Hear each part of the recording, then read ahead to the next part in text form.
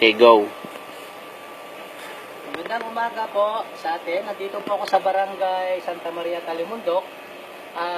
Pinasyalan ko si Brother Mark Palagwas at gusto kong makita ang kanyang farm na babuyan. Ito po, nandito po kami. Papasok po kami sa loob para makita po natin yung resulta ng paggamit po ng ating King Yumubet.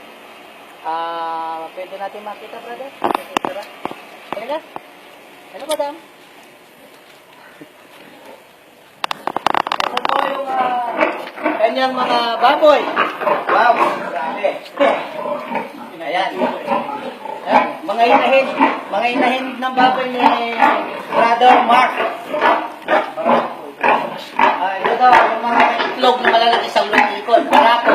May barako, ilang barako dito. Dalawa daw yung barako ng baboy niya. Kaya pwede na sa angel niya. Angel? Ngayon ba, ito yung inahin. Ilan ang buntis dito?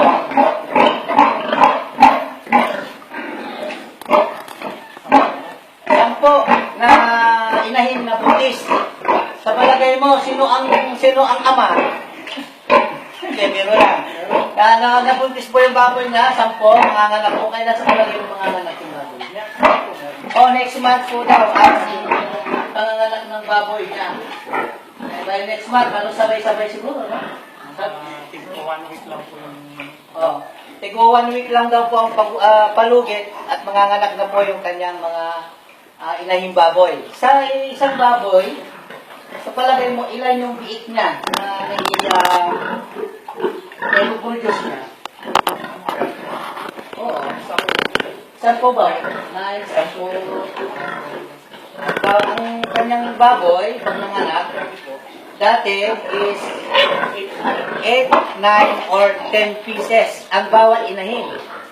So ngayon, dahil sa si brother ay gustong mas sumubok sa ating product na Yumubet at gusto niyang makita yung resulta, ito, nag-deliver kami para i-demo ko sa kanya para makita niya kung ano po yung ating product na napakaganda. Lalong-lalo na sa mga inahin mo. Importante ngayon dyan na matayong natin sila ng vitamins para pagka mag-baby yung mga baby natin is magandaan na sila. Lalong-lalo na yung mga baboy mo, yung layer ng taba niya is egg. Pero yung kanyang laman is lalaki. No? Yung sabihin, may bigat pa lalo yung mga at sigurado ako, lumalaw ko hindi. Lalo lang kung kasi mga yan. Napakaganda pa inumin natin yan. Baka madagdagan pa yung 8, 9, or 10 na bit bawat isa, baka magiging 15 yan o 13. Hindi natin alam. Kasi meron na tayo na demo sa ibang lugar na gano'n yung sitwasyon na nangyari. So, tignan natin dito. Isa-isa yung ito yung mga buntis. Ito po yung mga buntis na baboy ni Mark. Ayan. Pero po sila nakahiga. Ang mga lalaki, puro nakatayo. Ayan. Grabe. Hello? Tignan nyo, laki. Meron silang tag sa tainga. Parang saan yun? Parang pinakapangarap ko nila. Ano? Isa po tatawagin ko number na. Kaya kung meron sila So, ibig sabihin. si number 3. Si 3. Si 14. Ay, ano po kanya. Ayan po yung mga inahin. Ngayon, papunta po tayo dito sa kanyang mga biig. Halika. Dito tayo sa biig, madam. Halika. Ayan, nakita niyo po yung mga baboy niya. Grabe. Ito, si number 4. Kaka-break po kanina. Kakabreed mo pala kanina. Uulit po mamayang hapon. Kabibreed daw po, ulitin lang mamayang hapon. Si Piggy 4. Si Piggy 4 po yan. Hello? Ayan. Ito po yung mga biik niya. Although disposable na sila. No? Doon sa ginamit mong product, nakabenta mo na yun. Umamit din po na yan. Okay. Kukuha po ko ng... Ayan si Brother Mark, kukuha pa daw siya ng ating product kasi sa sobrang dami ng kanyang mga biik. Nabenta na po yung 15 piraso. Wala na po. Wala na. So, anong masasabi mo sa product natin Mark, i-continue ba natin to para makita natin na resulta talaga ng big mo? Ay, continue. Ayun po, si Mark po, ang patuto, ito yung direksyon po niya yung pagbili ng ating product. Nakabenta na po siya rito ng 15 pieces. Itong natitira is suminom na rin po ng ating product, King Yuko Bet. So, ilang pang piraso bali ang natitira mong baboy? 13. Dito pa, dito tayo sa kabila. Kabilaan po yung kanyang kulungan. 12. Ito gagamitin ko rin Kasi po daw, sabi ni brother, gagamitin din daw niya ng Kinyamubet. Lahat po sila. Ayan. Ayan po yung kanyang pedigree. After ito na, bago after. Ito naman po sa kabila. Ayan, hindi ko magagas. Sa dami nila. Diba para pag natanggal yung amoy po ito? Lalo na nito dito. yung balat po nila. Oo, nagbabago. Nagbawasan. Yung baka Ayan po yung kanyang mga pin. Napakaganda po. Nako, kung ganito lang po ang alagaan na, ha? Nagamitan. Ito. Napainom din niya halos yung mga baboy. Pinagkasya-kasya niya yung ano. Gumandang skin na na. kumikinta po kaso natumihan lang po ng ano Okay nila. lang. Normal lang yan sa baboy. Kuminis yung ano niya. Kanina po kumita Ayan, dito tayo sa kabila. Ito hindi nagamitan. Ito na yung bibigtahan malalaki. Bali, ilang buwan pa lang siya? 4 months, magpo 4 months, lalo na lang, no? Magpo 4 months pa lang po itong dalawa. Ang gaganda po ng katawan, no? Anong klaseng baboy ito? Kasi marami kasing klaseng baboy. Halimbawa, may mahabang tainga, meron naman yung baboy na paganyan. large white burro. Large white burro. Wala. Parang tatlong ano na po. Okay. Oo, yung halo-halo. Gagawin ko kanina hindi. So, Okay, itong ano, Sila. itong tatlo daw na to, na baboy ni Mark, gagawin ng inahin. No, madadagdagan ulit yung kanyang inahin. So, yung inahin mo is 10, no? Maabot-abot na dati 20, di ba?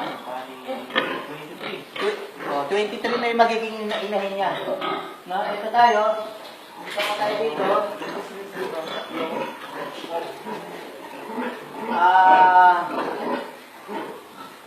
Itong tatlo naman po na to, buntis na. So, sa palagay mo, by next month din sila, by November na po itong mga nganak. Kaya nga, 114 days po. So, 3. 3 months, 3 weeks, 3 days. so, 3 Parang po madali. 3 months, 3 weeks, 3 days. 3 Total po months. ng 114. Bago sila manganak. Ba, galing ha? Parang Sa palagay mo kaya, sino kaya ang nanay at tatay ng mga yan? dalawa pong tatay. Puro po buntis ang kanyang baboy. Hindi namin po alam kung sino ang tatay. Ay maraming tatay na doon. Hindi ko alam kung si Piggy Rip 75 kasi may mga number po yung mga tainga. Close up niyo yung number ng mga tainga nila. Ayan. Ayan si Piggy Rip 2, Piggy Rip 5. Ito naman si Piggy Rip 50. Wow. Tulog na tulog si 50. Talagang pagod. Tired siya, tired. O, pinagod ng kanyang asawa po yan. Okay? Bago naman. Bagong walay po yan. Okay. Mag 1 week na po na walay. Wala naman nawalay. Kaya medyo payat po yung katawan. Okay. Galing po sa ano eh. Pagpapasusok. Ito na yung nanganak, no? Tapos, nawalay yung mga... Nawalay po kasi yung kanyang mga anak. Para po sila nagtampo, no? Parang hinahanap po nila yung kanilang mga anak. Kaya po ito, medyo, pumayat po siya ng konti. Ayan po yung kanyang mga baboy, si 67. May mga number po sa tayo nga eh. Si baboy 44 na ganda. Oy, hello! Dito naman tayo sa... Ito. Okay. Hello. Dito tayo ang cute. Ayan.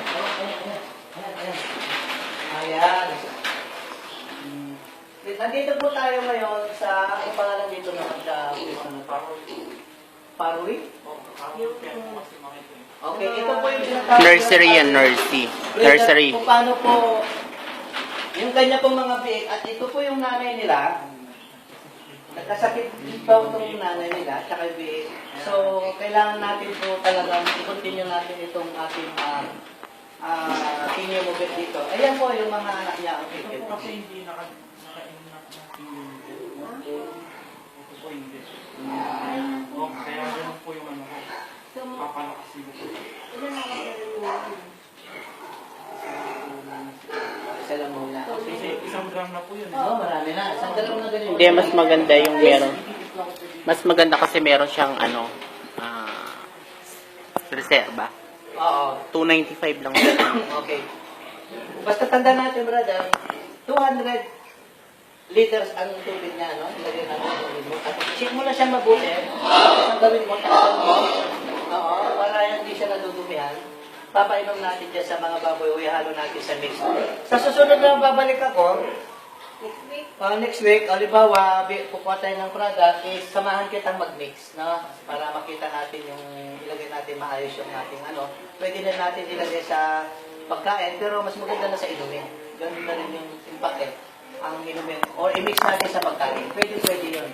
Dahil yung nandiyan sa tubig, tapos ilagay mo na lang doon sa fridge, pwede rin yun. Pwede yun. Ito po yung kanyang pwede rin napakaganda po ni Brother Mark. Ayan po. Ito po yung kanyang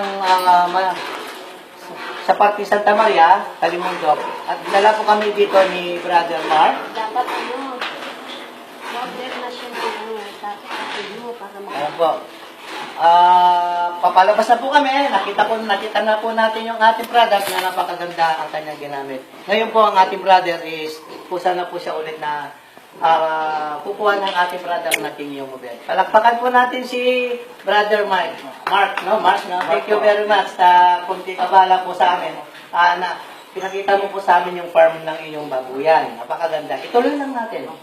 Para makita natin within how many months again, doon natin ngayon makikita. Lalo na sa iyong mahinahin na buntis, no?